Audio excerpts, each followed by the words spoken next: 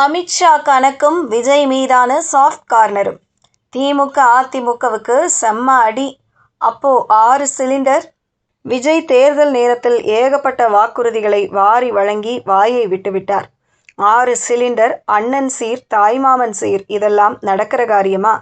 தமிழ்நாடு முழுக்க பெண்களுக்கு இலவச பஸ் பயணம் கொடுத்ததினால் போக்குவரத்துக்கு ஏகப்பட்ட நஷ்டம் வருகிறது என்று இவர்களே சொல்கிறார்கள். அப்படி இருக்கும்போது விஜய் பிராமிஸ் செய்ததை நிறைவேற்றினால் இன்னும் நஷ்டம் ஏறத்தானே செய்யும் என்று அரசியல் விமர்சகர் பிரியன் கேள்வி எழுப்பியுள்ளார். பிரபல சேனல் ஒன்றுக்கு பேட்டி தந்துள்ள பிரியன், பாஜக ஒரு கொள்கை எதிரி என்று சொல்லிக் கொண்டுதான் விஜய் ஆட்சிக்கு வந்திருக்கிறார். ஆனால் கொள்கை எதிரி என்று சொல்லிவிட்டு அதை எந்த இடத்திலும் அவர் சீரியஸாக அட்டாக் செய்யவில்லை. மாநில தேர்தல்தானே என்று வந்தவர்கள் இன்றைக்கு ஆட்சிக்கு வந்த பிறகு மத்திய அரசுடன் இணக்கமாக இருப்போம் என்று சொல்கிறார்கள். இப்படி இணக்கமாக இருக்கும்போது உரிமைக்காக குரல் கொடுப்பார்களா மாட்டார்களா என்ற கேள்விகள் இருக்கும்போது அதற்கு முதல் பரிசோதனையாக இந்த சட்டமன்ற கூட்டத்தொடர் அமைந்துள்ளது. பாஜகவுடன் தாவேக அரசு சண்டையை போட்டுக்கொள்ள வேண்டாம் என்று நினைக்கிறார்கள். மாநிலத்துக்கு நிறைய பணம் வேண்டியிருக்கிறது. அவர்கள் நிதி கொடுக்காவிட்டால் நாம் சமாளிப்பது கஷ்டம் என்பதால் நம்முடைய பிரச்சனைகளை சரியாக சொல்லலாம். அதே சமயம் மோதிக்கொள்ள வேண்டாம் என்ற ஐடியாவில் இருக்கிறார்கள். அதனால்தான் கவர்னர் உரையில் மும்மொழி திட்டம் வேண்டாம், சமக்ரா சிஷா நிதியை ஒதுக்குங்கள், நாங்கள் இருமொழி கொள்கை வைத்திருக்கிறோம், கல்வியை மாநில பட்டியலுக்கு கொண்டு வாருங்கள் போன்ற பல விஷயங்களை சாஃப்டாக சொல்லியிருக்கிறார்கள். மத்திய அரசின் நிதி பங்கீட்டை உயர்த்த வேண்டும் என்பதற்காக சிறப்பு தீர்மானம் கொண்டு வருவோம் என்றும் சொல்லியிருக்கிறார்கள். இவர்கள் மத்திய அரசுக்கு சொல்ல வேண்டியதை சாஃப்டாக சொல்கிறார்கள். மத்திய அரசும் இவர்களிடம் ரொம்ப மோதிக்கொள்ள வேண்டாம் என்று பேசாமல் இருக்கிறது. இப்போதுள்ள கவர்னர் அர்லேக்கர் பக்கா RSS-காரர். பொதுவாக RSS-காரர்கள் எல்லாம் கொஞ்சம் விட்டுத்தான் பிடிப்பார்கள். அதனால்தான் மத்திய பாஜக இப்போதைக்கு தாவேகவை விட்டு வைத்திருக்கிறது. விஜய் எப்படி ப்ரொசீட் பண்ணுகிறார் என்பதை வெயிட் அண்ட் வாட்ச் என்ற பாணியில்தான் பாஜகவும் RSS-உம் இருக்கிறார்கள். விஜய்க்கு பாஜகவோடு மோதுவதில் இன்னும் உண்மையான டெஸ்ட் வரவில்லை.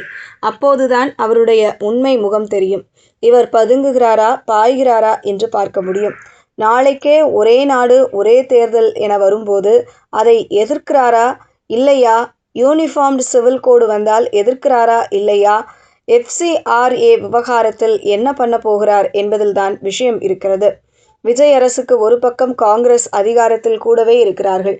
நீங்கள் காங்கிரஸோடு ரொம்ப நெருங்கினால் பாஜகவுக்கு பிடிக்காது. ஏற்கனவே காங்கிரசுக்கு ராஜ்யசபா சீட் கொடுத்ததும் அவர்களை ஆட்சியில் பங்கு பெற வைத்ததும் பாஜகவுக்கு கடும் கடுப்பை ஏற்படுத்தியிருக்கிறது. பாஜக இன்றைக்கு இந்தியா முழுக்க செய்கிற வேலை என்னவென்றால் ராஜ்யசபா உறுப்பினர்கள் லோக்சபா உறுப்பினர்களை பிளக்கிற வேலைதான். இங்கே தாவேக காங்கிரஸோடு ஒரு குறிப்பிட்ட எல்லை வரைதான் நெருக்கமாக இருக்க முடியும். இவர் இந்தியா கூட்டணிக்கெல்லாம் போனால் பாஜக சும்மா இருக்காது. அதனால் எனக்கு நேஷனல் பாலிடிக்ஸ் இன்ட்ரெஸ்ட் இல்லை என்று விஜய் தப்பித்துக் கொள்வார். இன்னொரு பக்கம் பாஜகவோடு ரொம்ப நெருங்கினால் இங்கே காங்கிரசும் தாவேக கூட்டணி கட்சிகளும் சும்மா இருக்க மாட்டார்கள். 3500 கோடி ரூபாய் ரிலீஸ் பண்ணுங்கள் என்று சொல்லிவிட்டு நாளைக்கே PM ஸ்ரீ பள்ளிகளை ஏற்றுக்கொண்டாலோ அல்லது வக்பு போர்டு பில்லை ஏற்றுக்கொண்டாலோ அங்கே பிரச்சனை வரும். பரந்தூர் விமான நிலைய பிரச்சனை வரும்போதுதான் விஜயின் மூமெண்ட் எப்படி என்று நமக்கு தெளிவாக தெரியும். எனினும் மத்திய பாஜக அதாவது மோடி அமித்ஷா தான் நேரடியாக விஜயை மானிட்டர் பண்ணுகிறார்கள். அதே சமயம் பாஜகவை பொறுத்தவட்டில் விஜயை பார்த்து ஹாப்பியாக இருக்கிறார்கள். காரணம், திமுக கூட்டணியையும் உடைத்துவிட்டார், அதிமுகவையும் உடைக்கிறார். அதிமுக பாதி உடைந்து போய் 3/4 பங்கு காலி, 1 பங்குதான் இருக்கிறது. எங்களுக்கு 1 கண் போனாலும் பரவாயில்லை, திமுகவுக்கு 2 கண்ணும் போச்சே என்ற ஹாப்பியில் இருப்பதால் விஜய் மீது கொஞ்சம் சாஃப்ட் கார்னர் உள்ளது. கொஞ்ச நாள் ஆட்சியில் இருக்கட்டும் என்று பாஜகவும் வெயிட் பண்ணுகிறது. விஜய் தேர்தல் நேரத்தில் ஏகப்பட்ட வாக்குறுதிகளை வாரி வழங்கி வாயை விட்டுவிட்டார். 6 சிலிண்டர், அண்ணன் சீர், தாய்மாமன் சீர், இதெல்லாம் நடக்கிற காரியமா? தமிழ்நாடு முழுக்க பெண்களுக்கு இலவச பஸ் பயணம் கொடுத்ததினால் போக்குவரத்துக்கு ஏகப்பட்ட நஷ்டம் வருகிறது என்று இவர்களே சொல்லியிருக்கிறார்கள். அப்படி இருக்கும்போது விஜய் பிராமிஸ் செய்ததை நிறைவேற்றினால் இன்னும் நஷ்டம் ஏறத்தானே செய்யும். அதேபோல ஸ்டாலின் டாக்ஸை ஒழிப்போம் என்கிறார்கள். அதை செய்தால் நல்லதுதான். ஆனால் வாக்குறுதி என்று தாவேக வாயை விட்டுவிட்டீர்கள். இப்போது இருக்கும் நிலைமையில் அது உங்களுக்கு கஷ்டமான காரியம்தான்.